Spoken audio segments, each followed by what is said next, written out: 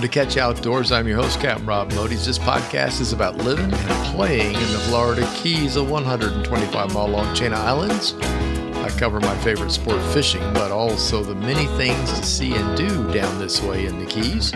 Catch Outdoors is hosted by Spotify, also brought to you by your favorite podcast networks. So kick back and relax with me in the Keys.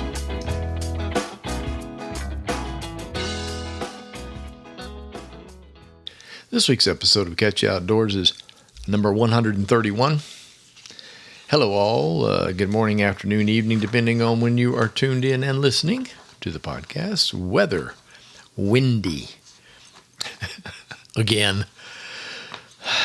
Sound like a broken record. Jeez. Yes, I'm recording this on Monday this time around. Wasn't able to fish thanks to the terrible weather that the weather lady said was going to be much better today. It wasn't. So hopefully I'll get back out there in a day or two. This has been a hell of a winter, and so far spring has been bad too. As far as windy weather goes in fronts, it has really been out of control. We had this horrible storm. A lot of people had a horrible storm here in Florida. It was Friday, Saturday. It pretty much rained all day. I believe we got 5 inches on the first day and 4 inches on the second, or maybe it was close to 10 inches of rain in a weekend, long weekend. Sunday, the sun came out. It was really nice but breezy. And then they said, it's going to get even better Monday. And then, of course, it didn't. We had another bout of extremely strong wind off the Atlantic Ocean. And I was all set to go, and I thought maybe I better check. And a small craft advisory came out. So anyway, bleh. And as I mentioned last week, the boat was in service, but I got it picked up on Thursday. I'll pick it up before the rain comes, which is a really good idea. Moving it on Friday or Saturday, it would not have been fun. Trailering in the pouring rain is not good. But all in well with the engine, the 100-hour service went well. I also added the additional boarding ladder. I was talking about that earlier, too. I'm too old to fall out of the boat and crawl back in. No, I'm not too old to fall out. I'm too old to crawl back in. So they got me a ladder, and they put it. It's really nice. It's great.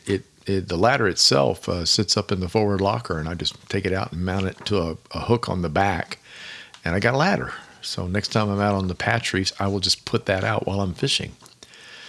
Yay.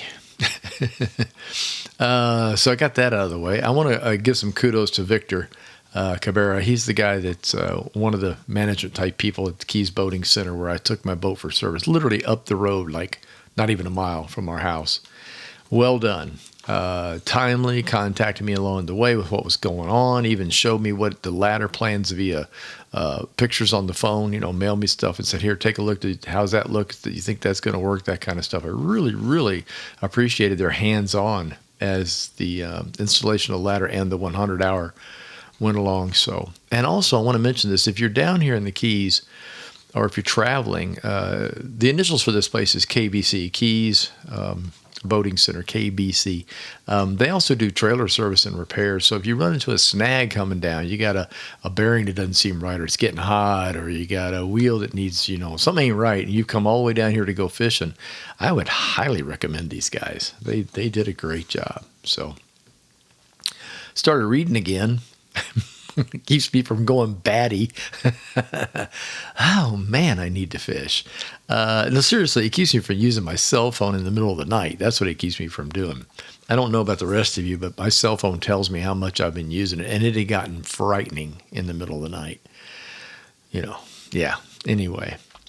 And who else has heard that that's a bad thing? Yeah, doing the cell phone at night? Yeah. I've seen it on several reports, news and online. Online, right? Oxymoron. But I have to agree, as crazy as social media is right now, it might cause you to lose sleep. So anyway, I picked up a Wayne Stinnett book again. These books are called the Caribbean Adventure Series, with Jesse McDermott is the main character. And I'm on book 6, Fallen King. That's the one I just started. These books just keep getting better and better. I love the fact that most of the action so far has been in the lower keys. Special to note to new readers, he wrote a prequel that you really ought to start first. and then read the series. It's called Fallen Out. And some lists don't show this as a number one book by Mr. Stinnett. He wrote it by request for readers to help explain the early life of Jesse and how he wound up with his own island down in the Florida Keys, which is very interesting. So there's backstory is what it is. So look up Fallen Out if you want to start the series and start there. I'd recommend the books highly now. At first they were a little slow, kind of building the character, not the Fallen Out book, but the next one. And then he builds upon previous people. So the story gets more intricate and gets longer and more detailed. And I really like that. Big news. My new book is officially at the publisher. Hallelujah. For those of you that have been standing by and waiting, thank you. Oh my. That was most certainly a labor of love. I will say that. Hey, it's about fishing in the Keys. What's not to love about that? I'll keep you posted. Arrived at the publisher this morning, along with photos and everything basically that needs to be there.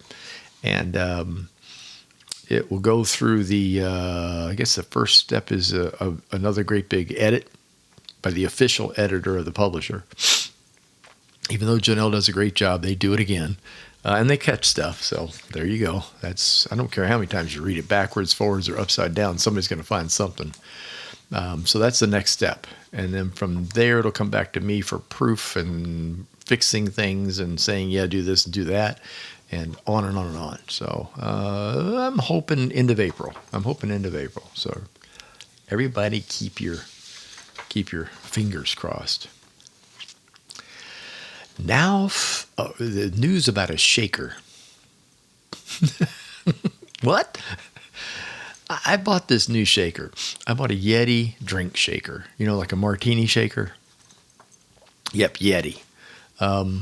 Look online, you'll find it with all the other hundreds of Yeti stuff. I don't know if I saw this online or it was an ad that got sent to me because I own Yeti products or what, but I bought it. And it is fantastic. I cannot begin to tell you. I love a good martini, a standard good old-fashioned martini with olives. I don't like it dirty. I don't like vermouth, just straight, shaken, not stirred. And I made a martini the other night in it, and I left the container on the bar overnight after I went to bed. And I got up in the morning. I usually pick up the leftover dishes and stuff from the night before. Of course, we put food away, but I do a kitchen cleanup in the morning, tidying up. And I picked up the shaker, and there was still ice in the daggone thing. Yep, one word, Yeti.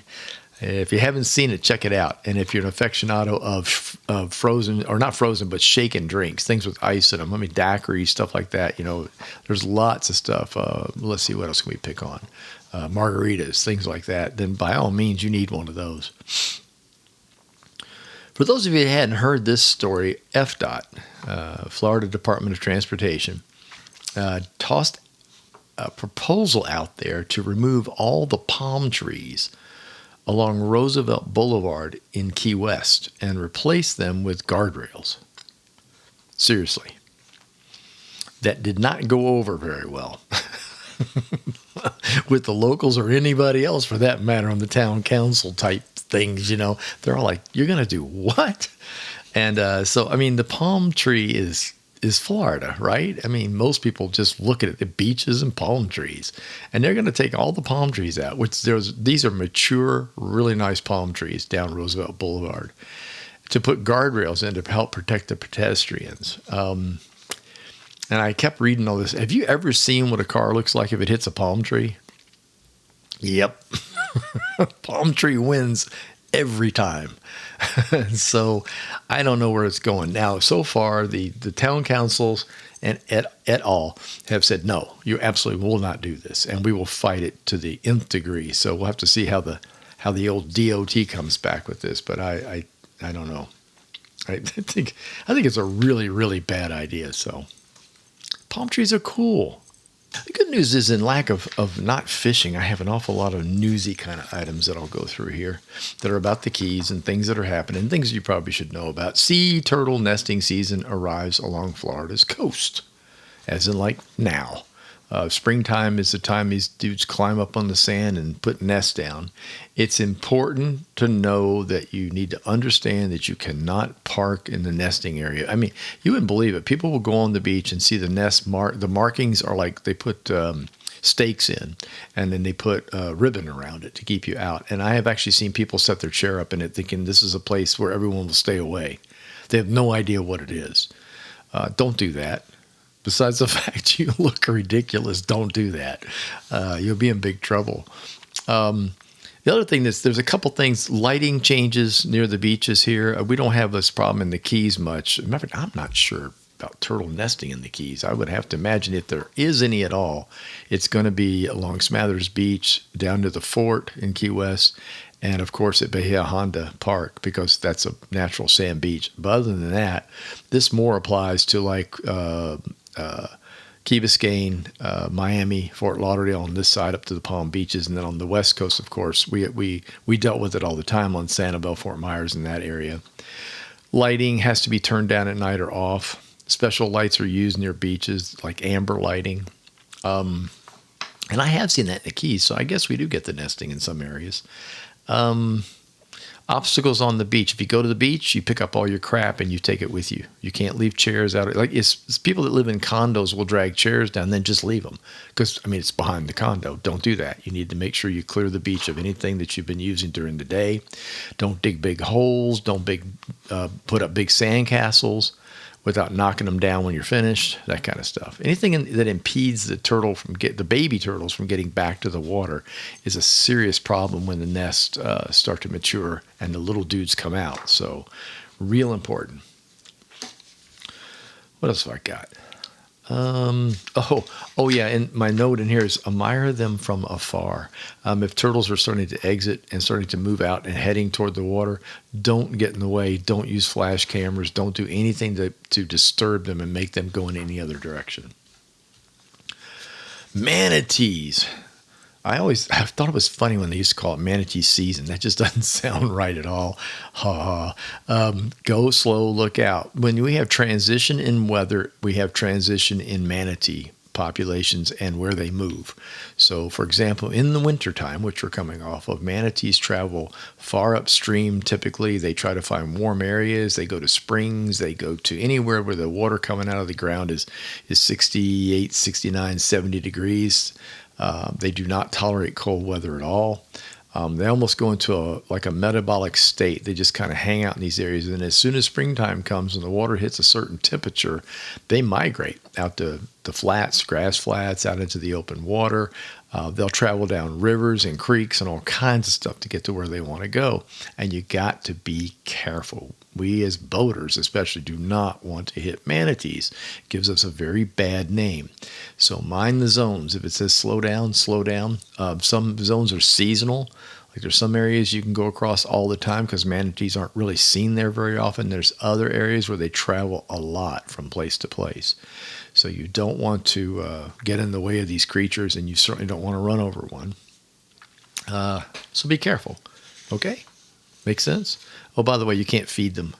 Just don't give them lettuce. Don't give them water. I know people do it. Just don't, okay? It's against the law. It's federal, as a matter of fact. You get in a heap of trouble with a creature that you're feeding.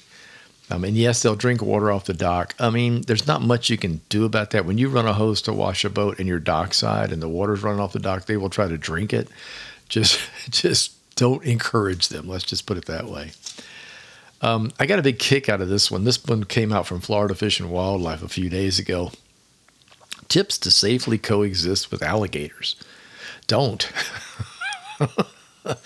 Don't go. No, I'm serious. I'm not serious, really. Florida has a healthy alligator population. I'll read this, which is estimated at 1.3 million alligators of every size. Alligators are let's see. Who put that? Oh, it found. Wow, misprint by the federal people. Found in all 67 counties. So basically they inhabit wetlands. They have adequate food where they are. They hang out in lakes. They hang out in small creeks, drainage ditches. They can be damn near anywhere. If you're messing around with fresh water, you need to be on the lookout for alligators. If you're in salt, you don't have to worry about them too much. They will travel into salt, though, especially if they're navigating from spot to spot. That's not terribly unusual, but it's let's just say it's quite rare, but it does happen. But don't be swimming in I wouldn't swim in a lake anywhere in Florida. No, zero, nada, nada. No, So keep a safe distance from alligators. They can move a hell of a lot faster than you think they can, a hell of a lot faster than you can, actually. Don't mess with them. They have a brain about the size of a pea. And most of that just works on eating. So just so you know. I like it says swim on designated swimming areas only in daylight hours. No, I don't even do that. I will not go in freshwater for swimming, but you can if you want.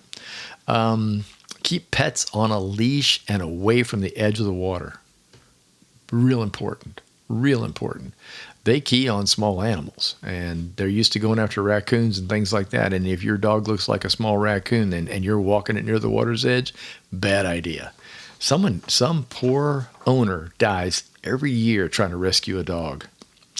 And never, ever feed alligators. Don't feed them. Don't toss anything at them. One of the oldest tricks in the book was marshmallows. People used to throw marshmallows because they look like eggs to get the alligators to come toward a boat. Don't do that, whatever you do. I've seen alligators climb fences. I saw an alligator one time climb an 8-foot chain link fence, climb right up one side and right over the other. Don't think they can't get in a boat with you. So there, I hope I scared the bejeebers out of you. Let's see, what else have I got in here? The Key West Songwriters Festival is the largest festival of its kind in the world and known as a career starter for top country talent. The festival's kicked off the careers of household names: Casey Musgraves, Florida Georgia Line, Jake Owen, Michael Ray, Randy Houser, etc., etc., etc. It's in its 27th year coming to Key West. Yeah, baby. This will be the first week of May, the entire week. If you dig music and you want to go someplace and just listen to music constantly from bar to bar to bar, then you should probably come down for the Key West Festival, the Key West Songwriters Festival. I will be there. I am looking forward to it. I'm now officially a songwriter, so that gives me some ends to some stuff, and I'm really looking forward to that. So anyway, and I have talked to other people that have been, not just songwriters, but just people, and they said it's so exciting, that it's a lot of fun. And you never know who you're going to see on Duval. You never know who you're going to see in the bars, because the stars show up too. They come to egg everybody on, and a lot of people are looking for talent. They're looking for talent for bands and stuff like that. So the garden party, I need to mention that as a segue. The garden party is something Janelle and I have been going to almost every single Tuesday night over at Billy Davidson's house. He broadcasts this live. So in other words, the garden party is just basically for friends and locals, but he also broadcasts it out on YouTube and on Facebook. So on Tuesdays at 7 p.m., you can go on either one and put Billy Davidson in and garden party and get a nice dose of local live music. He usually invites somebody that's really popular from around the area and brings them into the garden, and they play for a couple hours. Billy plays, they play together. It's really great, and we've really enjoyed being a part of that. But I think you'd enjoy just watching it, to tell you the truth. He's got a few more nights coming up. Let me look at the schedule here real quick, and I'll give it while I'm yakking here. Let's see, where are we? We're all the way at the end of, good grief, Tuesday, tomorrow. Scotty Mayer will be there tomorrow. And then on the 2nd, Mark McCree. Then we got Chris Bellamy. We got Robin Fear. And then it changes to Monday for the last 2 days of April. Dave Fetter and Erickson Holt are the last two. And then that's it. He only runs it during the wintertime, so he does it starting back. I think it was back in, I gotta look at the calendar again. When did he start this? February. Started in February, and then runs it through April. But tune it in and listen to it. It's really, really good. The artist we had last week was great, really good. Her name was, hang on a second, I'm gonna look it up. I don't want to mess up. Nicole Chirino. She was cool. She really was. We might go see her. She's supposed to be playing Sunday at the bar across the street, actually, from us. So we might go do that next week. Let's see. Okay, so the main body of this, so I can take up more space since I don't have a lot of boating stuff today. I'm going to talk about the state parks. And I have covered this before, but I notice there's a lot going on with the this time of year with the park systems because of camping. It's cooler. The weather is still really nice, and it stays that way through May. Typically, when we get to June is when things get ridiculously hot. America's national parks, I don't know. They make headlines, that's for sure. They're beautiful. And we are extremely lucky here. In the 125-mile-long Florida Keys, we have 10. And that's pretty cool. Just in the Keys, we have 10 state parks. We have beautiful views. They're on beaches. It's just, Florida Bay is part of it. Atlantic Ocean is part of it. There's a reason for anybody to go and stay. I love them. I like them because you can, in my case, we just buy an annual pass and go to them. That's not a locals kind of deal. Anybody can do that. You can get a state park pass that lets you attend the state parks at a block price and go into anytime you want for an entire year. They have great camping facilities, both for on-the-ground raw camping as well as RVs and things like that. Now, in the Keys, I'll tell you, when it comes to camping, you're going to have to book way in advance. People are already onto this, so if you decide you want to try that, you might want to look at a year out just to make sure you get a spot. But it's a great place to camp in the winter because the weather here is nearly perfect, except for the wind. I had to throw that in. But the temperatures are really nice at night. It's sleeping weather.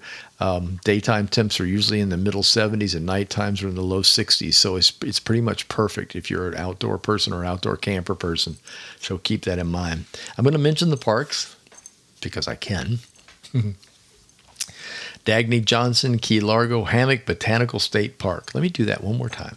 Dagny Johnson, Key Largo, Hammock Botanical State Park. We just call it the Dagny.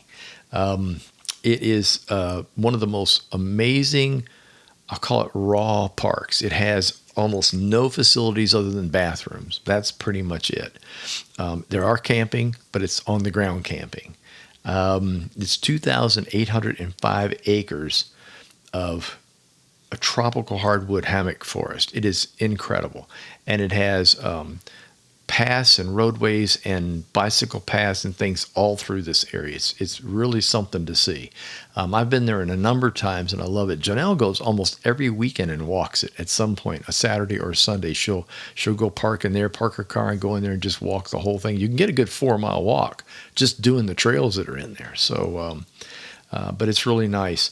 The entry's $2.50 a person, $2.50. Just goes in a box. There's no gate. You're on your honor to pay it. And I believe it opens at 8 in the morning. Might be 7:30, I don't know. But, technically speaking, you can walk in there as soon as they open the gate up. But the wildlife, birds, butterflies, all that stuff is really great there. Next on, I'm going to work from north to south. John Pennekamp Coral Reef State Park, Key Largo. Explore a living coral reef, America's first undersea park. Encompasses about 70 nautical square miles and is famed for its scuba diving, snorkeling, and glass bottom boat tours. It really is incredible. I spent a great deal of time right after we moved here with my kayak. They have kayak launches over there where you can put the kayak in and you can kayak all the backwater areas of Pennekamp. So Pennecamp's really cool. It's a mixture. People think they're going to go to Pennekamp and you're going to walk out on a boardwalk and there's the coral reef. That's not how it works. Basically, you're in a mangrove forest when you get there, and there's kayaking in the forest and these small creeks and waterways. It's beautiful. The water is clear. You can see bottom, but it's not the coral reef. They have man-made beaches for swimming. It's nice snorkeling, things like that, right in the park. But you take the snorkel boats out or the dive boats out to the reef, which is about a 25, 30-minute ride out. You'll dive for probably 45 to 50 minutes, and then you come back in. The trips are usually around 3 to 4 hours long, so you get enough time to be out there doing the snorkel. And the snorkeling is beautiful. It really is incredible. So I'd highly recommend it. It costs us $8 a vehicle, and of course, extra charges if you want to do snorkel trips and things like that. And there's kayak rentals there too, by the way. Next on the list, Windley Key Fossil Reef Geological State Park. That's near Isla Morada. Yeah, go in there and play paleontologist, it says here. This is formed by fossilized coral known as the Key Largo limestone. Until the 1960s, the park operated as a quarry producing decorative keystone used in buildings in the Florida Keys, the Overseas Railroad, and all the way back to the 1900s. What keystone is, I'll try to explain this to you. Imagine, if you will, a piece of marble, a polished piece of marble, but it's made out of coral. It's beautiful. And if you go into Miami, especially into the old downtown areas, you'll see buildings with steps made out of this. And that's what that keystone is. It's polished coral rock. And they mined it right here in Isla Morada out of this big area. And what's really neat, when they closed that place down, they left all the machinery in there. So they've marked everything to tell you how it was done. Like, what is this doing? How do you wind up with this giant, how do you get a piece of coral this large out of here? I mean, it's huge, like truck size. Then they shave it, they cut it, and they turn it into tiles. It's fascinating. And it's one of those things that Janelle and I rode by for 20-something years and never went in there. And finally last year we went, and we were both floored. It was like, this is the coolest thing ever. By the way, there's walking trails, and you can take bicycles in there. So pretty neat. I think that one's cheap too. That's I'm looking here. Let's see. Windley is $250 a person to go in there. Remember now, park passes, annual passes, I think they're $60, $66, get you in every park as many times as you want to go. Lignum Vitae. I said it right. Janelle will be so proud of me. Lignum Vitae Key Botanical State Park, Isla Morada. Step back in time. This 287-acre park with virgin tropical hardwood hammock offers a rare look at island-style living in the Upper Keys in the 1930s. Purchased by wealthy Miami chemist William Matheson in 1919. Today, the park is accessible only by private or tour boat. Visitors after a water-based adventure can rent a private boat or kayak from nearby Robbie's Marina and head for Lignum Vitae. I'll get it right. There's guided tours there. The guided tours are December through April, by the way. The rest of the time you're on your own. There is signage and stuff. It's really a cool place to go. If you want to rent a boat, or if you just want to take a trip out of Robbie's to go see something really unique, I would highly recommend it. $250 a person, park entrance. A little further south, Indian Key Historic State Park. And I'm not talking, it's actually it is south technically. It's on the ocean side instead of the bay side. Lignum Vitae, wait a minute, hold on, I'll get it. Lignum Vitae, there we go. Lignum Vitae is on the Florida Bay side, and Indian Key is on the ocean side, also available from Robbie's via kayak. Indian Key Historic State Park, Isla Morada, accessible only by boat. This remote 8-acre island off the coast of Isla Morada was developed in the 1800s by wrecker John Jacob Houseman.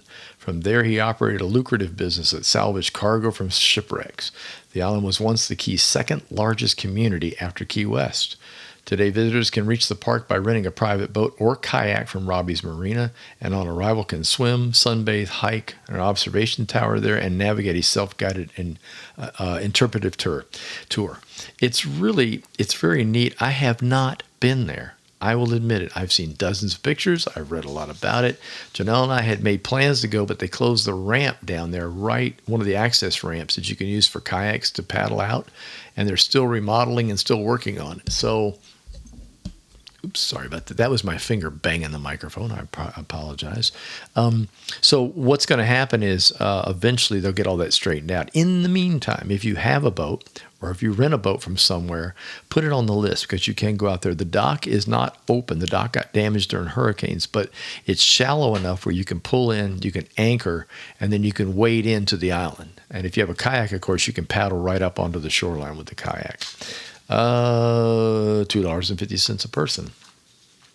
Here's another one I have not been to. San Pedro Underwater Archaeological Preserve State Park, Isla Morada. Discovers submerged shipwreck. This looks interesting to me. Shipwreck that This underwater archaeological preserve is home to submerged shipwreck, the 187-ton San Pedro, a Dutch-built ship that sank in 1733 during a hurricane. The ship's remains were discovered in 1960 at Hawk Channel south of Indian Key, so a little further out. At the 18-foot deep underwater park, snorkelers and divers can explore San Pedro's remaining ballast stones, replica cannons, and anchor.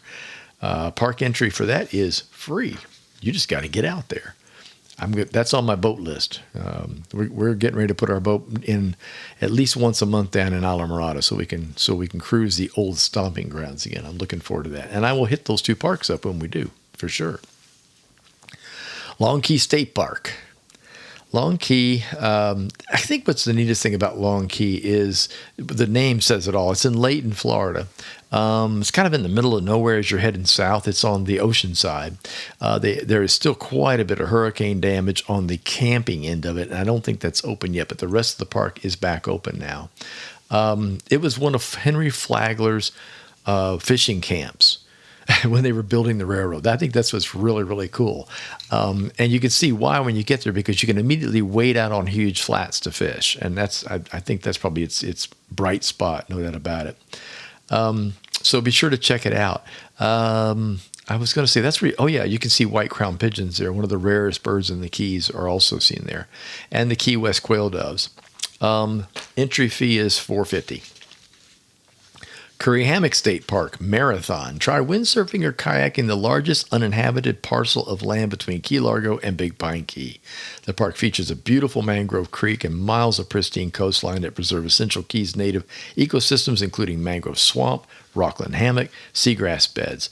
Its secluded, protected waters can be easily explored by kayak or paddleboard. And when windy conditions arrive, the park's oceanfront's a popular spot for the windsurfers, I'll say. And hey, check it. It's got a beach. I mean, that's to me, it's really cool. Curry Hammock State Park actually has a beach, which in the Keys is rare as hell. $4.50 a person. Bahia Honda. This is one of my favorites. Bahia Honda is basically it's got an award-winning beach, which is kind of cool. I just mentioned there's almost no beaches. Bahia Honda has natural sand, and that is just something you don't see here. I think I've explained this once before in a podcast. I'll tell you again.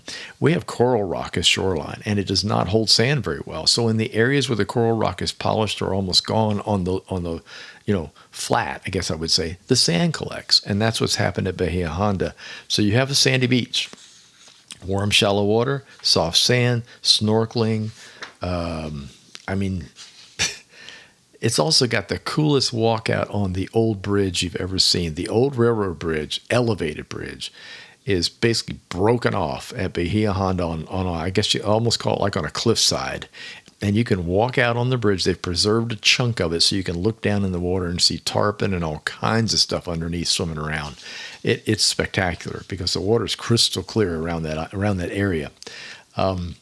So be sure to check that out. Keep your eyes peeled for turtles, especially the hawksbill turtle, sea-wading birds, shorebirds, etc. They also have kayaks and bikes available for rent there.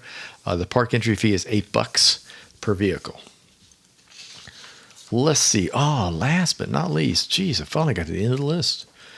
Fort Zachary Taylor Historic State Park, Key West. Visit a National Historic Landmark. Florida's southernmost state park is Key West's favorite beach park and is known for its excellent snorkeling, swimming, and nature trails. The fort itself was built from 1845 to 1866 as one of the 47 forts designed to defend America's southeastern coastline. Named after President Zachary Taylor, it played important roles in the Civil and Spanish-American Wars. It was designated a National Historical Landmark in 1973. There are guided tours daily. I loved it. It's really great. When you go to Key West and I can't drink anymore, and you're looking for stuff to do, which is pretty much what Jonelle and I have finally, we tour when we go there. Then we go drinking in the evening. We don't, day drinking, no. No, you can't, well, not at my age, I can't. But then you start looking for things to do. The Fort Zachary Taylor Park is a really great place to go. And by the way, have a great big beach there, a really large beach. Entry is $6. And you can self-guide yourself through the fort. You don't have to do a guided tour if you don't want to. Okay, before we jump into useless information, I got few additional things here. My new song, Blue Rendezvous, was released a couple of weeks ago. Check it out. It's available on most music services. It's easiest to find if you jump on Apple Music or iTunes and search on my last name, Modys, Modys. There's about 8 or 9 Blue Rendezvous titled songs. I did not know that. I'll bet other people don't know that either. So if you find it that way, great. My name's on it, obviously. But if you want to get it to it more quickly, stick my name in there with Blue Rendezvous. And I'm getting really nice reviews. Thank you, folks that have listened and who have purchased the song. I really appreciate it.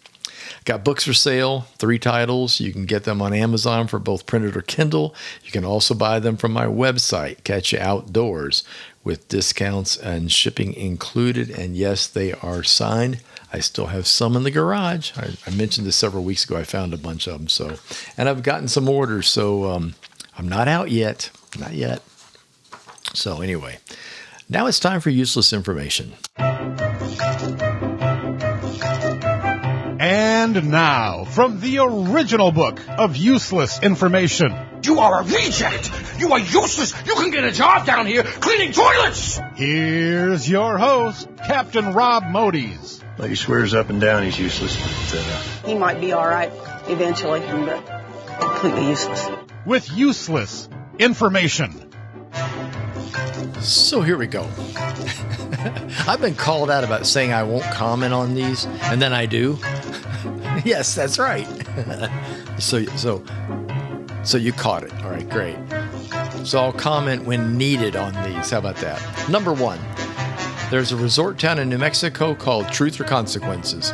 I looked it up. It's true. I looked up. It actually has a sign out on the interstate. Okay. Number 2, in 1982, the last member of a religious group of people who believed that the earth was hollow died. Some of you listening know where that is. It's in Fort Myers. The Corians. That's right, Corian State Park. The term key is a corruption of the Spanish word cayo, or cayo, depending on who says it, which means small island. Might also mention that Key West is actually called Cayoesa. Look it up. And there you go. Until next week. Wishing the best to my many friends who are still enduring snow and cold weather up north. Yeah, last week I thought, well, you guys might be getting it. No, it came back. So I guess I really shouldn't complain about windy days in the 70s and soon to be in the 80s. So, as I said last week, March is almost over. It'll soon be safe to return to Florida after spring break. Yay. It is winding down. There's no doubt about it. Things were noticeably quieter at Publix this morning. And the traffic does seem to be finally winding down. Thank you for tuning in. If you enjoyed listening, please tell a friend, leave a review, and don't forget to subscribe to the channel. The Facebook page is Catch You Outdoors. The website's catchyoutdoors.com, where you can find all the previous podcasts and a schedule of what's coming up. Until next time, get outdoors and enjoy.